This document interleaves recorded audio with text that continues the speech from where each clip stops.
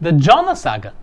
Another good story in the Bible of what men and women do when God works for the salvation of people. It is a saga though. Yes. In the lesson we see some very human reactions, an appeal for foreign missions, and some issues of being a missionary. Another important point is that salvation is not just for some chosen people. Who is Jonah?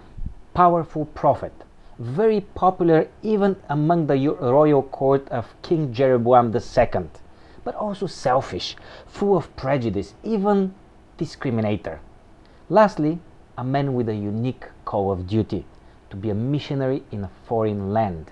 And he was from Galilee, just like Jesus, but 750 years earlier.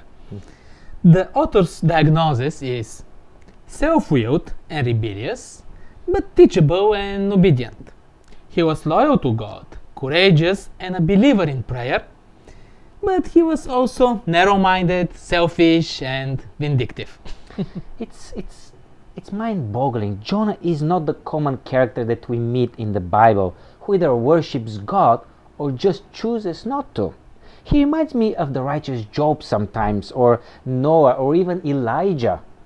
But on the contrary, he is boldly saying no to God himself when asked to go to Nineveh. In fact, he just goes right the opposite direction. You may wonder, how does God uses such kind of people? In general, there are a couple different strategies for witnessing. Attracting people to what we represent, or go to them. What we see here with Jonah is the danger that we may start thinking that we are so pure and great, then when we are asked to go get dirty, meet reality, it's not so attractive to us. In the boat, we see that Jonah is a candid person, a black or white person, a person who says my way or the highway. There is no hypocrisy in him, but his heart is filled with stubbornness. Ironically, even this worked in God's favor. There's so many lessons in this story. Just from the moment he was fleeing, through the storm, the testimony of admitting what is happening, the acceptance of the consequences, to go with God even in the most difficult situations. But check this, the sailors were Jonah's first convert. And what did he do for it? Sometimes our human struggles and weaknesses are our testimony. That's true. Missionaries sometimes come back with the best stories and ridiculously unbelievable experiences. Jonah had the story to tell to people that he was swallowed by a fish, he prayed, and he was vomited on a beach. But in all of this shines God's miraculous intervention and direction of events and even creatures. In the fish belly, Jonah was dying. What could have been in his mind? He started to pray, to give up his life and will in God's hands. This was a conversion. The missionary needed a conversion. Then he was vomited into dry land and was told, go now and proclaim the message.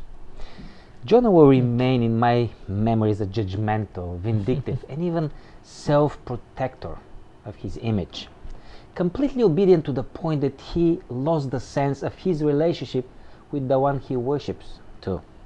Although he has fulfilled his mission, the danger of holding on to the anger of not having as I want it can even drive us sometimes even further than Tarshish. Sometimes we love the proclamation part, but then accuse God of being too gracious, compassionate and slow to anger, abounding in love. How could he? It's different when it touches us, when we lose something, when we have to take consequences, when we hurt. Then we appreciate grace. Is it possible that a vine, our world, our understandings, maybe even our beliefs, are sometimes more important to us than 120,000 lives? What a saga!